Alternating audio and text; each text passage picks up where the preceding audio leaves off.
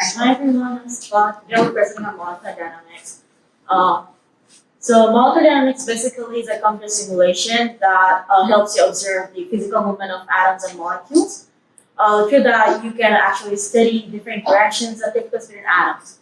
And it's basically used when experimental procedure is impossible to do, or like it's too time consuming, or often like in our lab we're using it as a validation for experimental work. It uses the basic Newtonian equations, the classical mechanics, to find the trajectories of various atoms. I'm going to try to play this molecular simulation. I don't know. Let's see. It should work. Okay, so here you see the unbinding of a loop from the crab binding protein, and this has been done in a lab at the University of Zurich. Okay, so the basic algorithm is you first divide the entire simulation into discrete time steps, and usually it's of like 1 femtosecond to 2 femtoseconds. And within that time step, use this classical mechanics equation. So some labs, if they really want to be super accurate of their results, or if they need really microscopic results, they also embed like quantum mechanics in it, and they do that by taking the constants using quantum mechanics while using classical mechanics to find the trajectories. So basically, you combine those two equations and you get this differential equation. And you get the force from force field file, which we'll be talking about later. After you have the force, you can figure out the acceleration, and by solving 1 femtosecond, 2 femtosecond till the time period ends. Okay, so the basics of running an MD simulation, you have 3 main steps. The first one is set up, and for that, you need your initial coordinates of the atoms. And for proteins, usually you get that from Protein Data Bank. You download a PDF file. Once you have that file, you use a software called VMD, or there's like other ways too to get PSF file, which gives you more detailed structure of like the protein coordinates and everything. Using the PSF and PDB file, you can use softwares like Charm and Bromax to figure out the force field files. And force field files basically have the non-bonded and the bonded interaction between atoms and molecules. So these are the files, basic files that you need to run the simulation.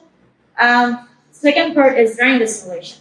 Run the simulation, first you have to equilibrate and then minimize. Like absolutely necessary, it kind of depends on the initial coordinates. If if they look fine to you, or if you have background knowledge of that thing, or the protein or anything that you're running, so you're like, oh, this looks okay, so it's fine if I don't minimize.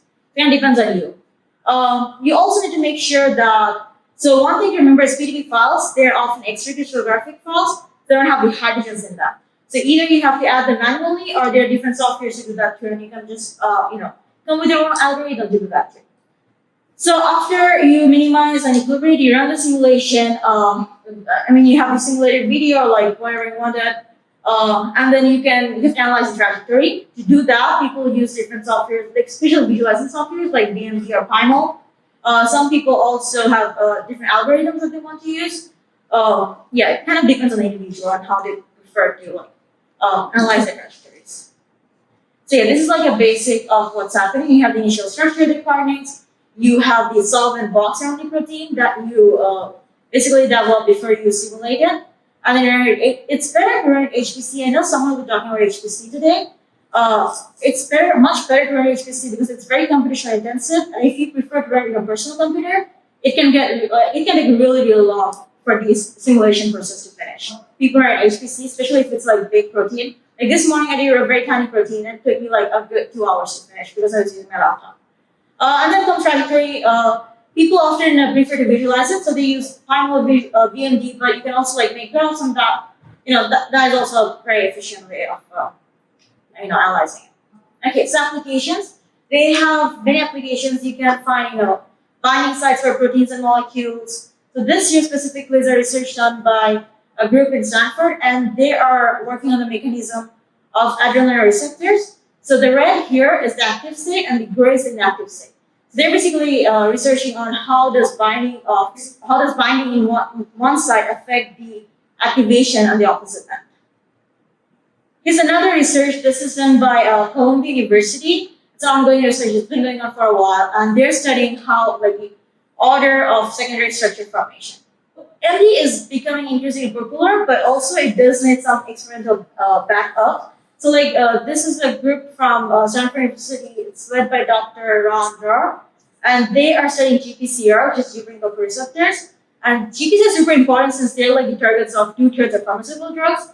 understanding how they function or the activation mechanism will help you actually, go for better drug delivery system. So they are studying how can you deliver drugs with eliminating the side effects. So they're simulating a bunch of GPCRs with molecules and seeing the subsequent mechanisms. So like how's it affecting other procedures that's going on in the cell and the other mechanisms that the protein does. So it's basically using supercomputing and simulation to study for their research. Okay, so some limitation of molecular dynamics, the time scale. So basically, each step is usually of 1 to 2 femtoseconds, and we know that most mechanisms or like activation procedure for proteins, they can range from like microseconds to milliseconds, and that means that you need to have at times over 1 million steps. That can be very, very time consuming. So that's one of the drawbacks, and it's actually an active area of research. So like people are trying to figure out better algorithms, or like how do like basically set up your files better so that the entire procedure can take shorter time. Second one, forceful accuracy. Like I say, forceful files have like either develop your own algorithm or have collaborators whose like research area is that and they get help from them. Covalent bonds. So any simulations do not break or form covalent bonds. Like during any protein mechanisms, often you have like the disulfide bridges breaking, and then there are basic and acidic amino acid which loses or gains hydrogen. So you have to be careful of those two. So covalent bond breaking and formation, for that to happen in this simulation, you need to have a specific algorithm installed for that. Validation. So molecular dynamics by itself, it's not very trustworthy. You always need some experimental background to validate it. It's like it goes both ways. So like often experimental work is validated using molecular dynamics, but for molecular dynamics to be valid, you need some experimental work too. Like for the solvent molecules around the protein, you need to know some backgrounds. Even for the force field, for you to know if it's accurate or not, you need to have background knowledge on that. If there's no experimental work done on that, it gets very difficult for someone to know if those are accurate. Even for the water molecules, solvent molecules inside the protein, which is like a part of our research. Since we have done a bunch of experimental work previously, that makes us a lot easier for us to determine the force field accuracy. That's all I have for you guys.